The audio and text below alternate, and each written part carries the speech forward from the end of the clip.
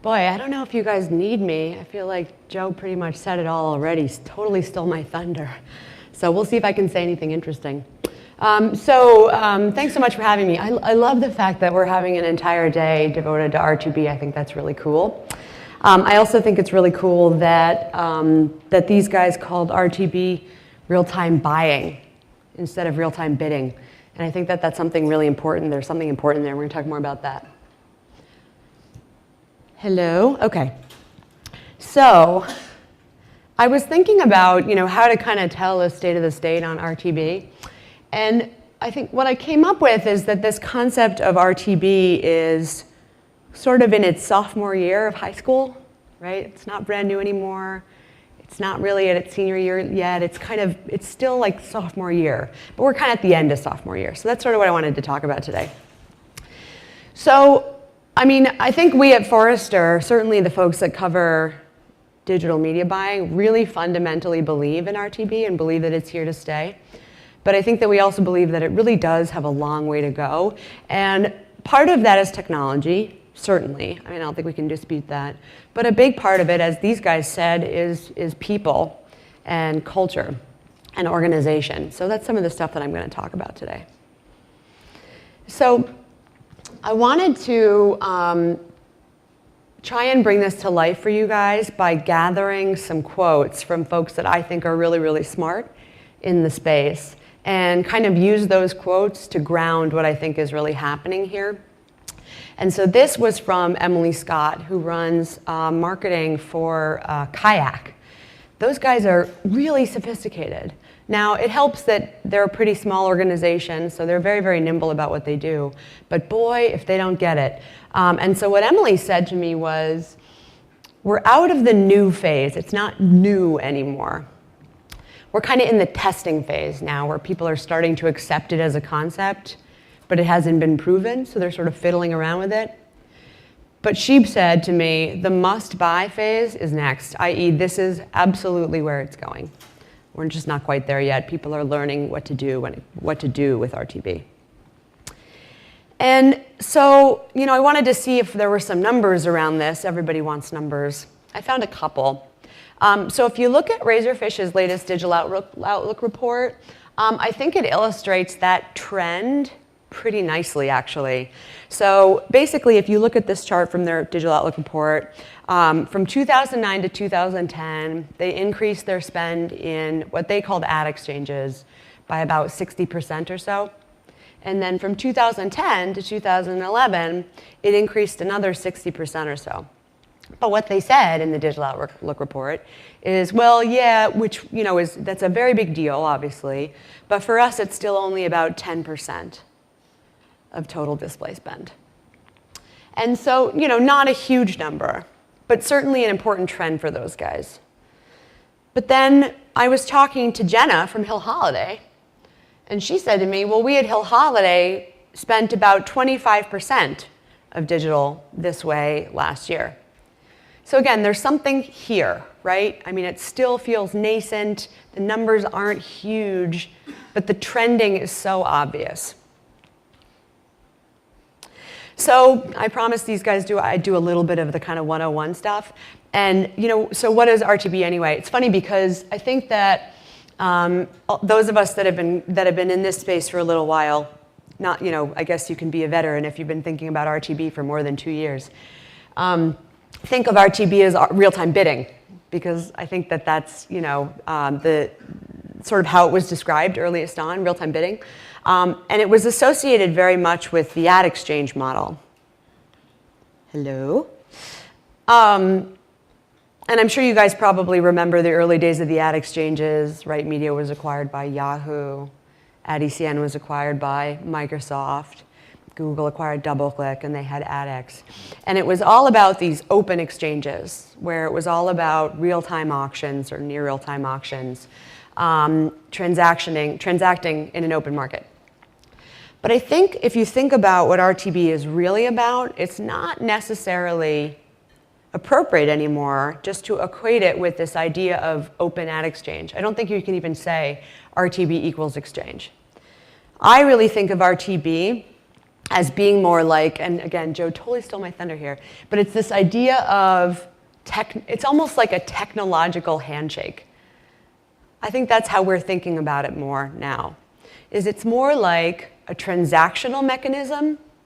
And what I think is so powerful about that is that it means that it's a much, much bigger concept than that whole ad exchange thing that everybody thinks is gross and is for remnant inventory and nobody wants to pay attention to. That's where it gets really interesting.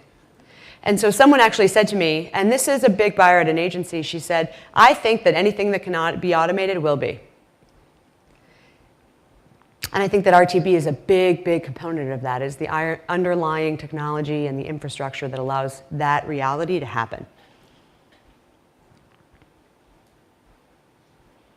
So, who needs to care about RTB? I mean, if it's not obvious by now, I mean, I really do think that the answer is that everybody needs to care about RTB, right? If you're a publisher, you need to care about RTB, even though it's scary. If you're an agency person, I have a very strong opinion on this. If you've read anything that I write, you really need to care about RTB.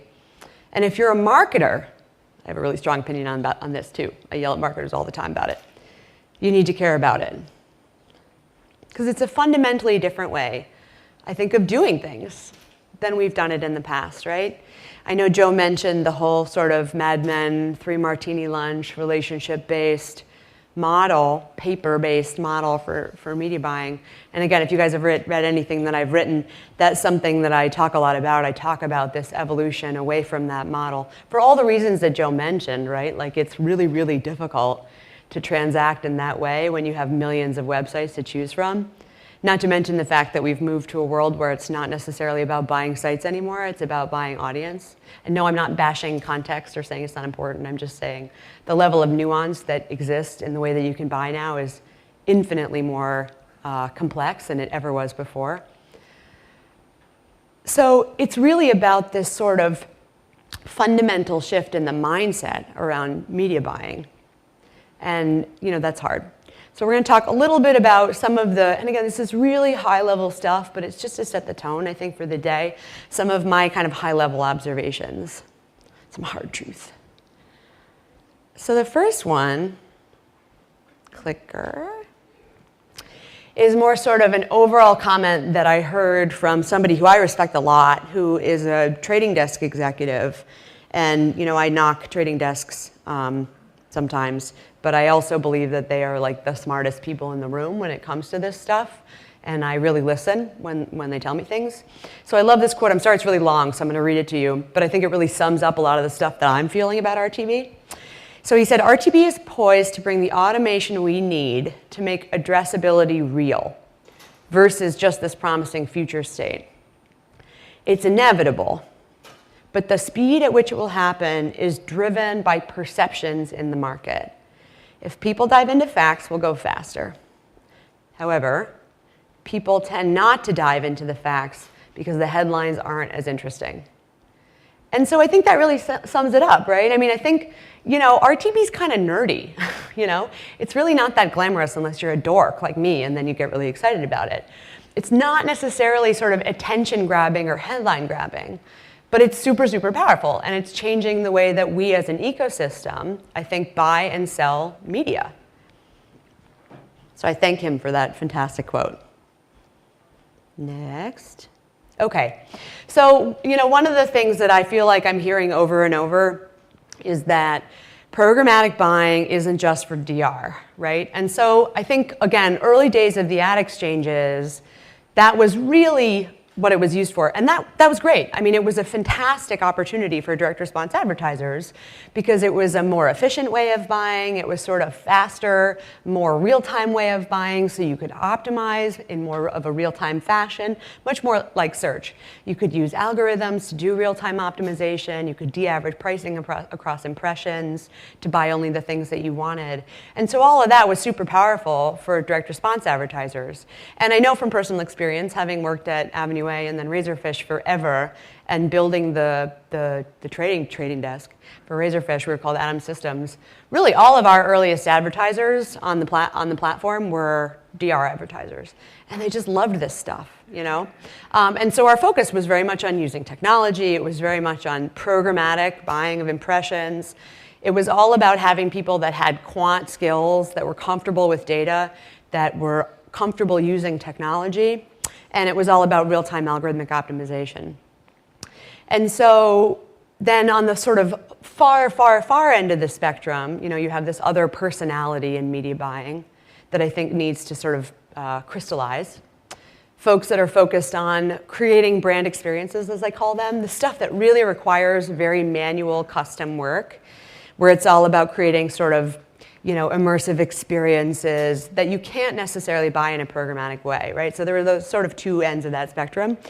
But I think what happened is that you're starting to see that the lines are starting to blur a little bit. And I love this quote. So this was from a marketer, and I love that it came from a marketer. Now, this is a very savvy marketer. This isn't necessarily the norm. But I think that she represents where things need to go, right? She said, I think that the distinctions between brand and direct response, in quotes, are starting to fade. She said, consumers don't care about brand versus DR. So why do we care so much about brand versus DR, right? And why do we care about it with RTB? You know, why do we think of it as a DR mechanism? It doesn't have to be. In fact, it's a fantastic way to reach audiences very effectively and very efficiently. So I believe that in the longer term, and this is from a paper that we wrote called The Future of Digital Media Buying, and I apologize for the exceptionally grandiose title.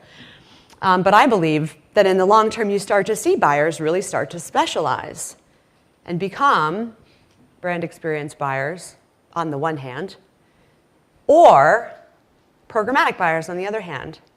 And that doesn't just have to be for DR. That can be for brand. You can optimize in real time to audience buying. You can optimize in real time to brand goals. That is happening. You can pop surveys and optimize on that data in real time. It's not a myth anymore, you know, it's a reality. And so I think that's really important to pay attention to, because what that makes that interesting is that this becomes something that is more meaningful for all marketers, not just DR marketers. All right. Next. So I think that, you know, like let's be real here. There's still lots and lots of crap out there, right? I mean, lots. And I think that if you're not super savvy about this stuff, you can get into crap territory pretty fast. You know, there are a lot of bad apples out there, and there's a ton of inventory out there. So the chance of getting crap inventory, you know, is real. However, there's also a lot of great inventory. And I think there's an increasing amount of great inventory as publishers are starting slowly to get more comfortable with this idea of transacting in this way.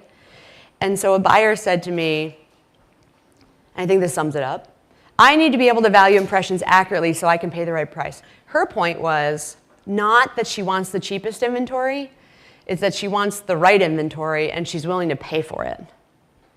I had another huge marketer, I mean, spending $1 million a week on display, say, I wish there was more great inventory because I want to do everything this way. I want to buy every impression this way. But right now, my upper limit is on the availability of inventory that's quality for me. And I think that that's really interesting. And boy, should publishers be paying attention to that, right? I mean, that's a big deal. If a huge marketer is saying, I want to buy it this way, why won't you sell it to me this way? So, speaking of publishers, I think that there is a very real spectrum of reactions when you talk about RTB with the publishing community that range from A, excited, B, reticent, C, terrified by RTB.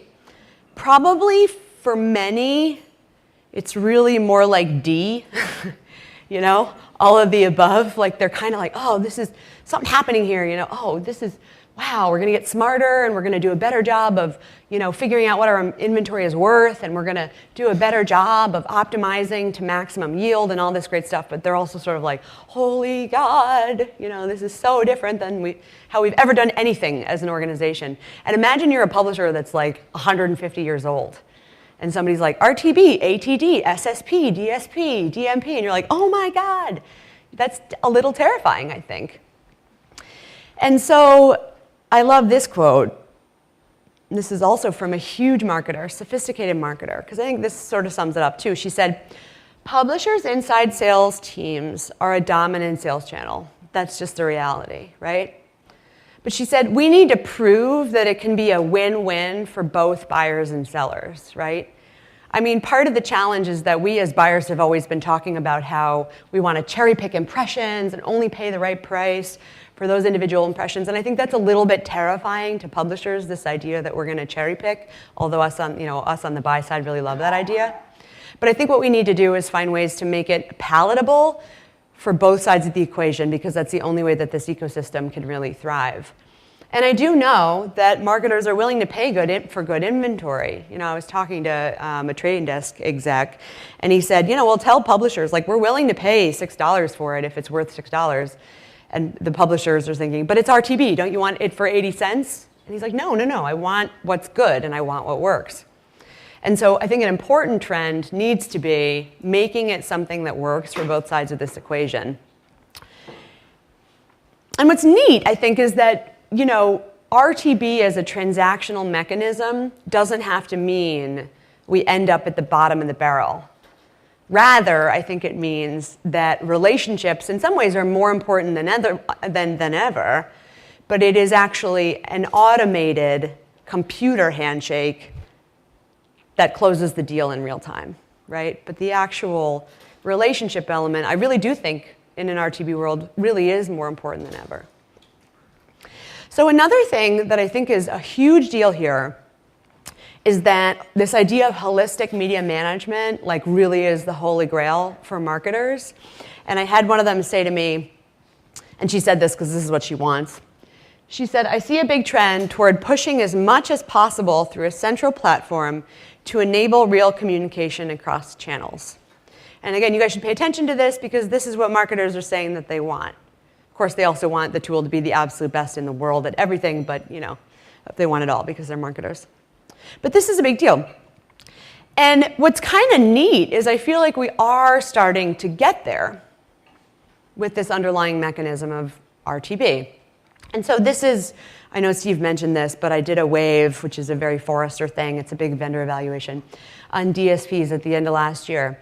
And one of the things that I looked very carefully at was what channels were supported by the platform and what buy types were supported by the platform. Because I wanted to understand, are these tools built just for display advertising and exchange-based buying?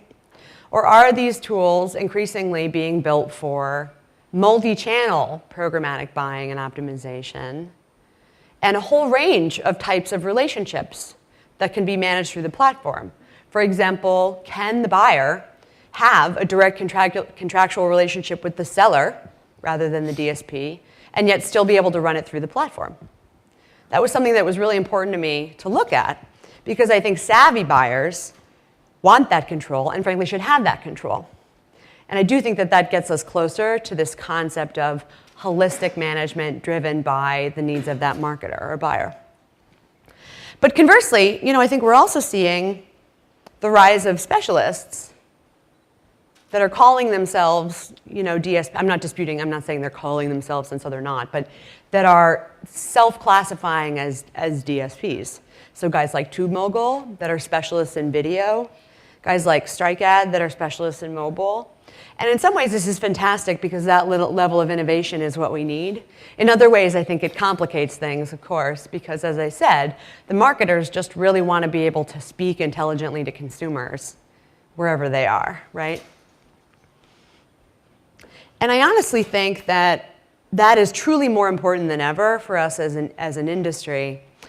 This marketer said to me, and they're like the biggest DR advertiser in the world or something. I mean, they're enormous. She said, consumer behavior has changed, And sort of for the first time in our lives as digital marketers, we're behind the curve. Things change so fast. And so this concept of the always addressable customer, which is a new concept that Forrester just introduced, I think really kind of crystallizes this idea. And so there's this big and growing population of folks, click, click, click, all right, that basically have multiple connected devices, 3 connected devices or more, go online multiple times a day, and do it from multiple physical locations. So it's this sort of like, oh, these mythic people that we sort of all talk about as the future and how customers will behave tomorrow. Well, it turns out that it's really true. So in 2010, we were looking at smartphone adoption. Total percent of mobile phone users that were smartphone users was 17%. In 2011, we started looking at this sort of set of behaviors that I just mentioned. So 3 or more connected devices, multiple times a day from multiple locations. And it was almost 40% of US online adults. Like, that is bananas. That is a huge number, considering that the iPad didn't exist 3 years ago, basically, right? That's unbelievable. So it sort of begs the question, well, what's it going to look like in 2012? So I think she's 100% right? We're totally behind the curve in changing the way that we market, given how consumers expect to be marketed to and the ways that they behave. So I really do believe, and I think a lot of my colleagues believe, that the opportunity for RTB can be that real-time mechanism that actually enables that real-time communication. Because again, I'm not thinking of it as ad exchange. I'm thinking of it as a transactional mechanism that fundamentally alters the way we buy and sell. I honestly think, though, that the big question is, when does it graduate? Right? I mean, that really is the million-dollar question, and I'm not going to say that I have a great answer for you. I really don't know. I think that the technology is getting there really, really fast. I think the big challenge is the human challenge, which is lack of understanding, fear of change, organizational silos, over-reliance on partners to make strategic decisions, all that stuff that's scary and depressing for people to think about. But honestly, I mean, that's why I'm excited you guys are all here, because I think that that means that you're leaning into this, and that's what I think that you should do. Because I really do think that in just a couple years, the world is going to look completely different for digital media buyers and sellers. And so I encourage all of you just to embrace it. That's it. Thank you, Joanna. Yeah. Any questions for Joanna? Joanna, since there is so much fear around the idea of automation, I wanted to sort of tease out one of your points about how you feel that this technique and these technologies could actually help enhance relationships or put more weight on relationships between companies. Yeah. Yeah, I mean, I think that I know that in speaking to folks on both the buy side and the sell side, that big strategic players are really interested in finding ways to transact more intelligently. You know, like, how do I create a relationship with a big marketing organization as a publisher that allows me to effectively monetize both my inventory and my data in a very controlled way? Right? So a big fear of publishers, I think, is that their data is being stolen. And I actually don't think that buyers want to steal publishers' data. I think that buyers want access to that data, and they're willing to pay for it because they're not bad people. They're willing to pay for it if they can figure out a way to get access to it. So what I love about RTB is it actually creates some of the underlying infrastructure to enable relationships like that I don't think have really existed before. It also helps a lot of marketers discover new publishers that they never saw before. Yeah, for sure. That's absolutely true. Whenever I do case studies of RTB campaigns, one of the things that often comes out is the data it casts off uncovers a lot of publishers. You're so right. I mean, I didn't even talk about some of the real benefits of RTB because I guess I sort of figure people know those things now. But you're right. I mean, buzzwords galore here, but there is increased transparency with this model. You can get deeper than ever into the price that you're paying, into where you're running, into the audience that you're buying. Granularity is much deeper. You can do it at an impression level. Control is much, much more significant, not just on the buy side, but on the sell side, right? On the sell side, there are tons of new tools that allow publishers to participate in this ecosystem with a ton of constraints around how they sell. It's not like you just have to throw it out there and you might end up with punch the monkey ads on your website. And all those things means that you end up with a lot of insight. I mean, as you said, the data that is cast off from these programs is really, really rich. And you can do all kinds of interesting things with that data. I mean, one person was talking about, I've had this experience actually, where you're running an RTB-enabled campaign and you see that Wednesday really pops, and then you go buy a homepage of Yahoo on Wednesdays. That's an interesting piece of insight that you can use. Joanna O'Connell, thank you very much. Yeah, my pleasure.